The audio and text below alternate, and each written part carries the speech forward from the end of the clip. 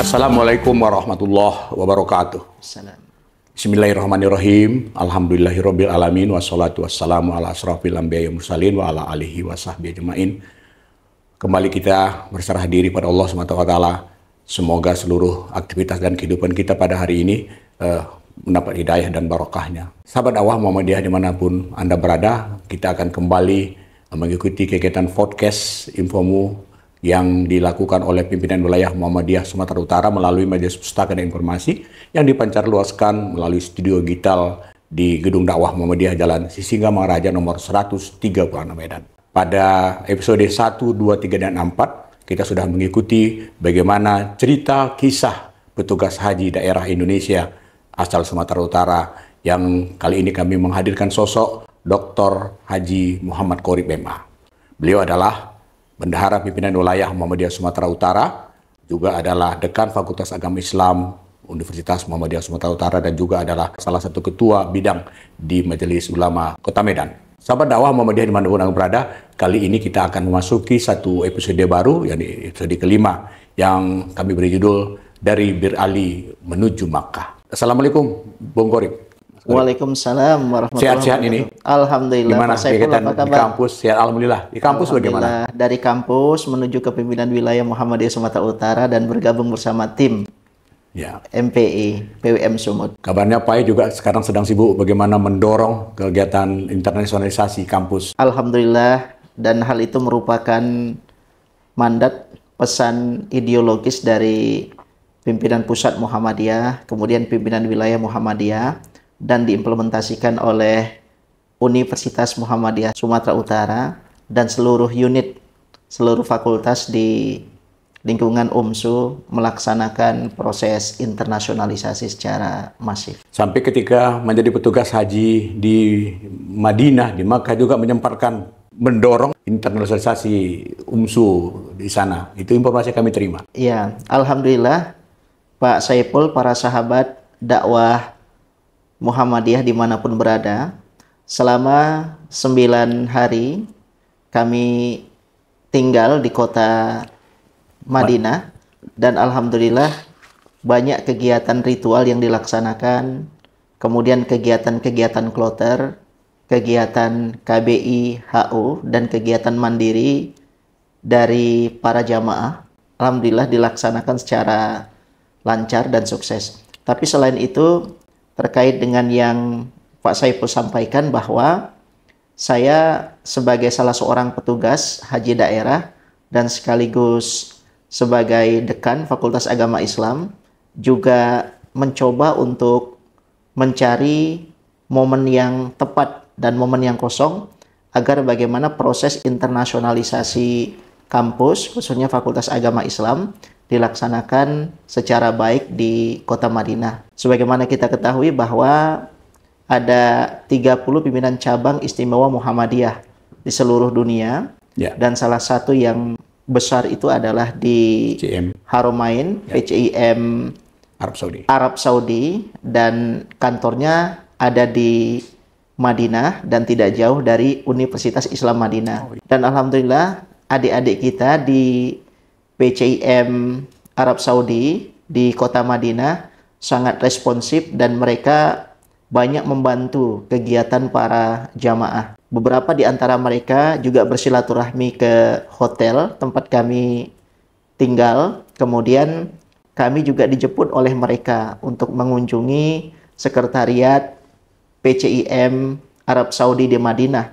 Dan kami berdiskusi panjang terkait dengan proses internasionalisasi dan kegiatan-kegiatan yang dilaksanakan oleh PCIM. Dan pada saat sebelum saya datang, ternyata Bapak Menteri Pendidikan Tinggi Saintek juga datang ke PCIM, dan menariknya memang unik, kader-kader Muhammadiyah, beliau datang ke sana itu sendiri dan naik taksi saja tanpa pengawalan. Ini menunjukkan bahwa kader-kader Muhammadiyah dalam setiap level selalu menampilkan kehidupan yang sangat sederhana.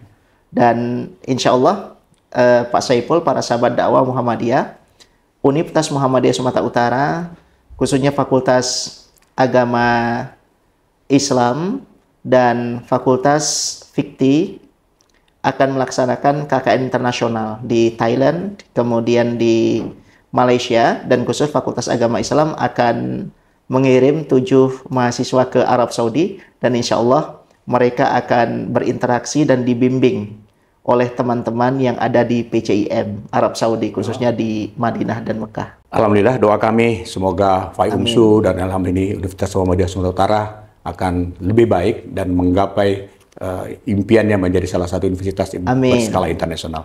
Mas Khalid, sebelum kita lanjut, bagaimana judul kita pada sesi kelima ini adalah dari Bir Ali menuju Makkah. Kami ingin sedikit mengulik tentang begitu jamaah sampai di Madinah. Tadi kemarin kita cerita bagaimana mereka mengejar sholat di sana, kemudian bagaimana persiapan di hotel. Tapi ada 2 hal yang ingin kami pertajam lagi. Seperti apa koordinasi terkait dengan seluruh rombongan kloter 10? Tentu kan ada koordinasi antara pimpinan kloter, 7 petugas haji, kemudian karom-karom dari 3 KBIH. Itu seperti apa koordinasinya? Apakah dilakukan lewat WhatsApp atau gimana kira-kira? Iya, yang pertama tentu kita membuat grup WhatsApp. Ya. Khusus petugas KNO 10 atau kloter 10. Ya. Ada 7 orang yang tergabung dalam grup WhatsApp itu. Ibu Ketua Kloter, Ibu Hajah Marhani, beliau orangnya sangat gesit. Kemudian yang kedua, Syekh Yakub atau Ustadz Yakub sebagai pembimbing ibadah. Yang ketiga, Mas Dr.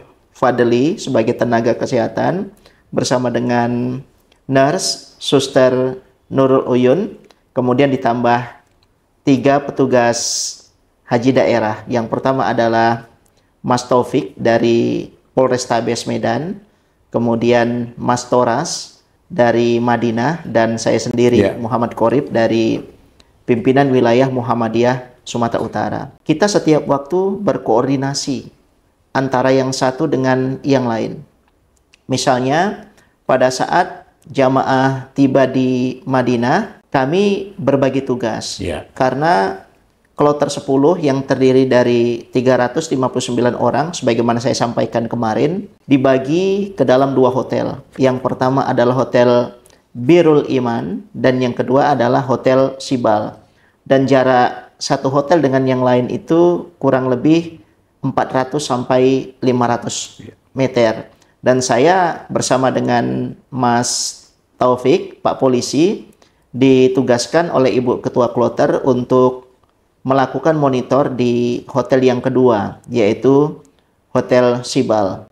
Tapi menariknya Pak Saiful, meskipun saya di Hotel Sibal, tapi saya juga selalu berkunjung ke Hotel Birrul Iman. Demikian pula Ibu Ketua Kloter, kemudian pembimbing ibadah, lalu tenaga kesehatan, hampir juga setiap hari. Selama 9 hari berada di sana, 9 kali pula mereka datang ke Hotel Sibal, tempat kami tinggal. Ini menjadi sebuah indikasi bahwa meskipun terpisah di 2 hotel, tapi kita saling mengunjungi antara yang satu dengan yang lain. Dan rapat koordinasi berganti-gantian. Terkadang dilaksanakan di Hotel Sibal, terkadang juga dilaksanakan di Hotel Birrul Iman. Jadi koordinasinya tetap pakai WA ya, WhatsApp. Koordinasi tetap pakai WA. Dan itu lancar ya? Lewat telepon, tidak ada hambatan sama sekali. Pakai Telkomsel, pakai apa? Iya, pakai Telkomsel. Telkomsel ya. Saya Telkomsel, dan rata-rata sudah di-set pada saat di asrama haji. Selalu jadi persoalan ketika jamaah sampai ke hari pertama di Madinah, itu persoalan SIM card. Apakah dari Indonesia sudah men-setting pembelian pulsa atau memang ganti SIM card di sana? Nah, disinilah menariknya pelayanan yang diberikan oleh Kementerian Agama, Pak Saiful. Kementerian Agama itu memberikan pelayanan yang maksimal, yang sangat bagus. Dan Kementerian Agama itu sepertinya bekerja sama dengan banyak provider. Nah, salah satunya adalah Telkomsel. Nah, oleh sebab itu, pada saat berada di asrama haji 1 hari 1 malam, ada juga kita lihat stand Telkomsel di sana. Dan jamaah juga banyak yang datang untuk melakukan setting roaming internasional dan sejenisnya. Tapi dari 359 jamaah kan banyak juga yang kurang familiar dengan handphone misalnya. Dan akhirnya mereka itu belum men-setting pada saat mereka tiba di Madinah. Dan kami, para petugas, alhamdulillah dibantu oleh Karom dan Karu. Ini juga sangat luar biasa perannya. Jadi Karum dan Karu itu banyak yang memahami teknologi. Ya.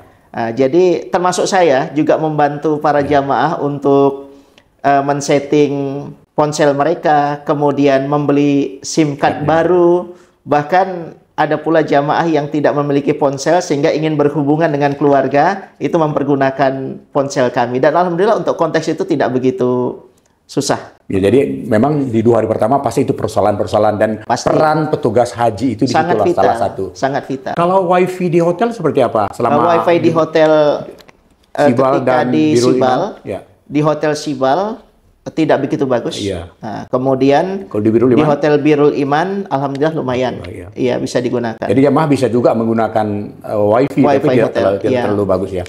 Baik, seperti judul kita pada episode kelima ini adalah dari Bir Ali menuju Makkah. Barangkali bisa dijelaskan proses awal, baik mengedukasi jamaah sampai sholat di Bir Ali untuk niat pertama untuk umroh. Mungkin bisa dijelaskan seperti apa?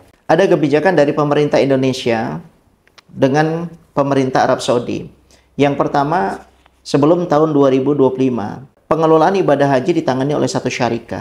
Sementara pada 2025 ini, pelaksanaan ibadah haji atau pengelolaan haji itu ditangani oleh 8 syarikah. Kloter 10 itu ditangani oleh syarikah yang bernama Rifat.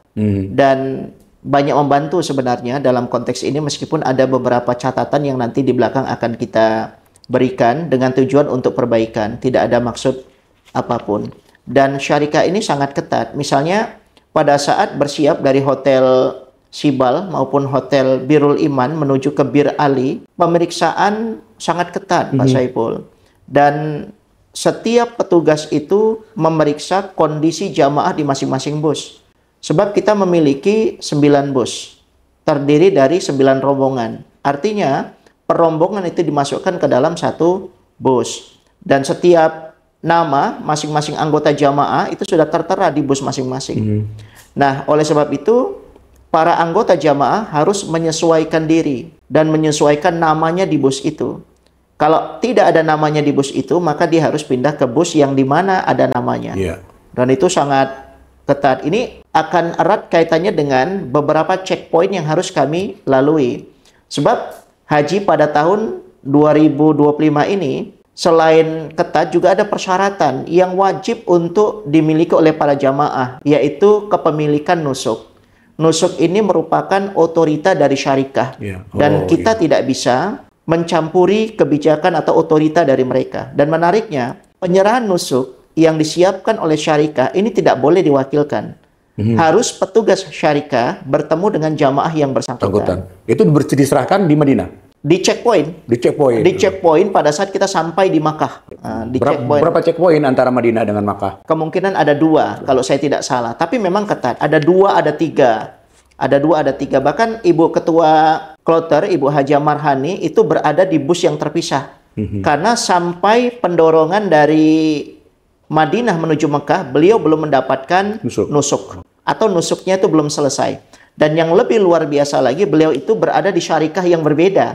Jadi satu kloter itu boleh jadi terdiri dari 2 syarikah atau mungkin lebih. Tapi bisa berkoordinasi satu sama lain. Kalau Ibu Ketua Kloter itu harus menghadapi minimal 3 checkpoint, dan itu sangat ketat. Asal kita bisa berkomunikasi dengan baik mempergunakan bahasa Arab maupun bahasa Inggris, para petugas mau memahami itu. Tapi untuk kloter 10 tidak ada masalah ya sampai akhirnya ke Makkah? Ya, permasalahannya itu tidak begitu berat ya untuk kloter 10. Alhamdulillah dari 359 orang itu semuanya bisa masuk ke kota Mekah.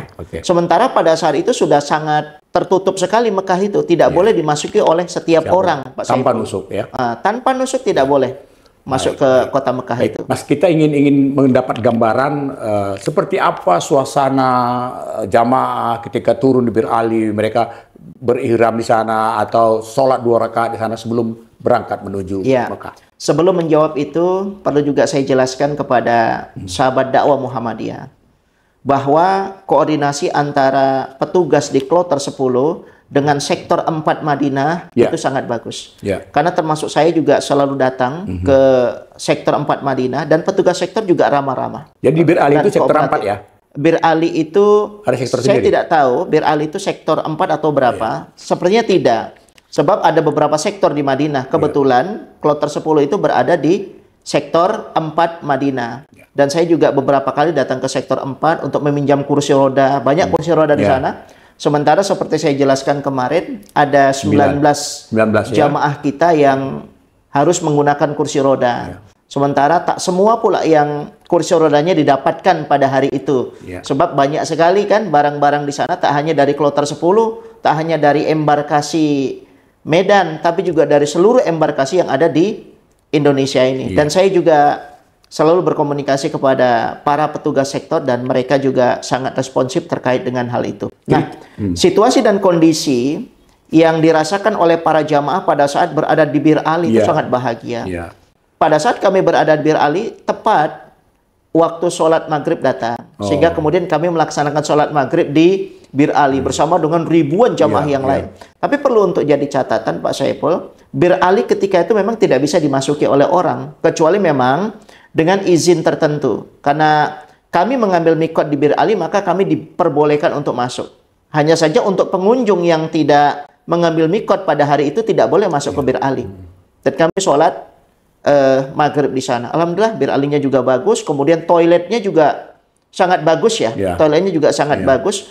Meskipun ada informasi yang datang kepada kami, khususnya kepada saya, bahwa jumlah toilet itu kamar mandi sangat terbatas. Tapi mungkin pada saat kami berada di sana, kami berada pada momen yang tepat. Tidak begitu banyak jamaah yang hadir pada saat itu. Karena pengalaman di berbagai kali proses terlalu padat, kemudian tempat sempit, dan jauh parkir juga jauh kan? Iya, parkirnya jauh dan luas. Bayangkan bisa mereka rombongan KNO 10 sholat maghrib dan isya di Bir Ali, kemudian suasana sudah malam.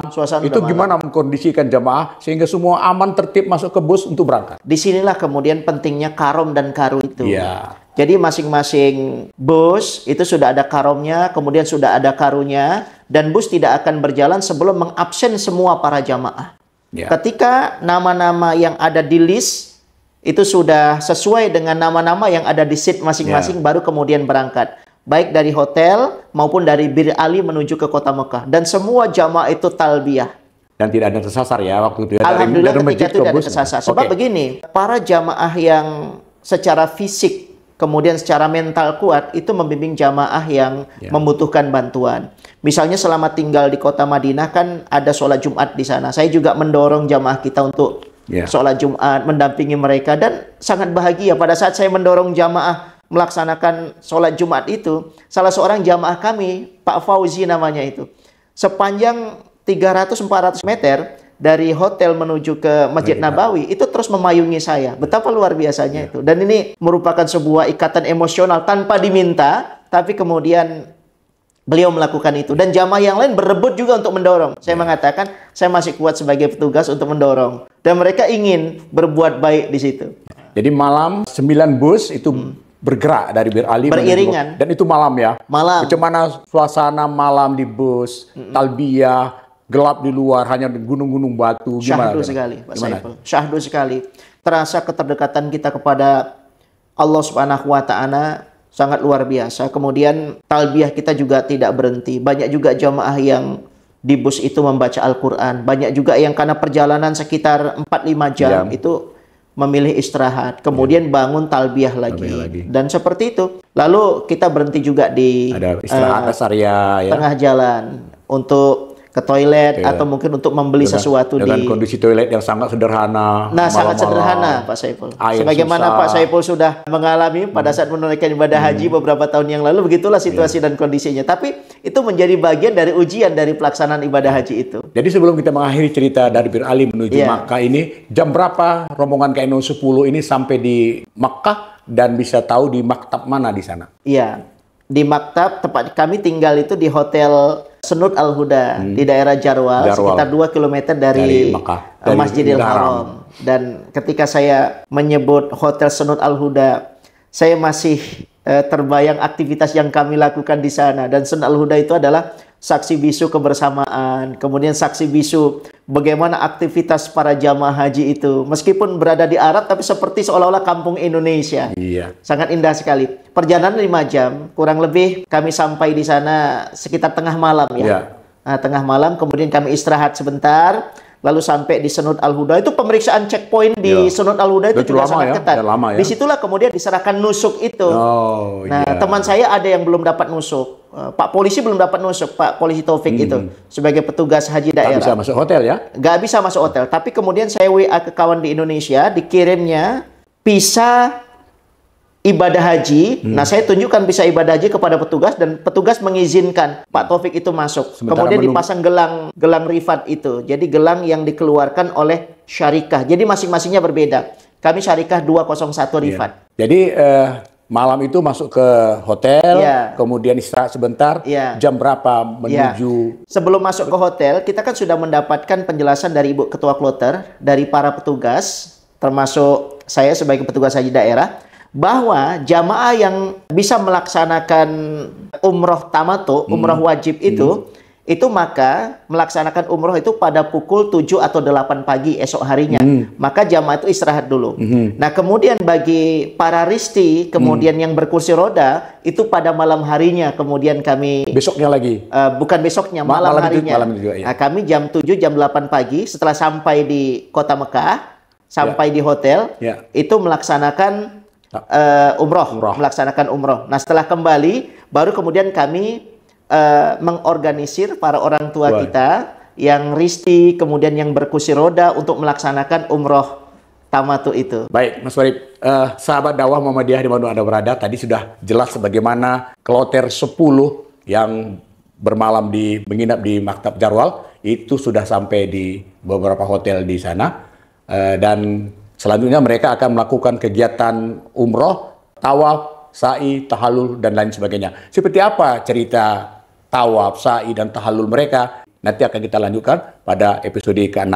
Sahabat dakwah Muhammadiyah, barangkali kita akhiri dulu pertemuan ini. Kita akan bertemu pada dunia yang berbeda, pada kegiatan petugas haji bekerja dengan hati. Terima kasih. Assalamualaikum warahmatullahi wabarakatuh.